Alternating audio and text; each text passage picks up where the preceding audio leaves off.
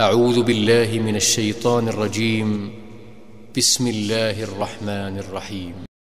والمرسلات عرفا فالآصفات أصفا والناشرات نشرا فالفارقات فرقا فالملقيات ذكرا عذرا أو نذرا إنما توعدون الواقع فإذا النجوم طمست وإذا السماء فرجت وإذا الجبال نسفت وإذا الرسل أقتت لأي يوم أجلت ليوم الفصل وما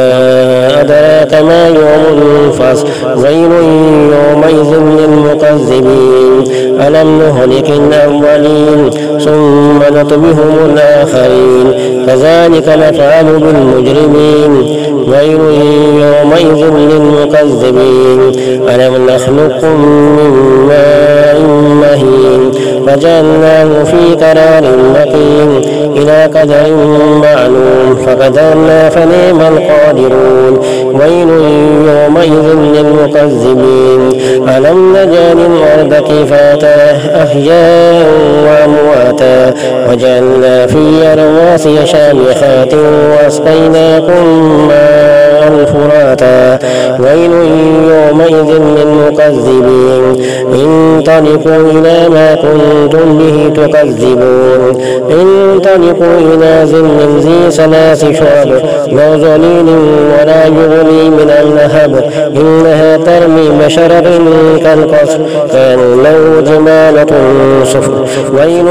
يومئذ للمكذبين هذا يوم لا ينطقون ولا يؤذن لهم فيعتذرون ويل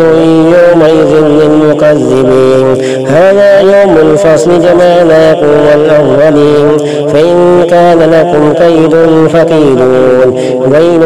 يومئذ للمكذبين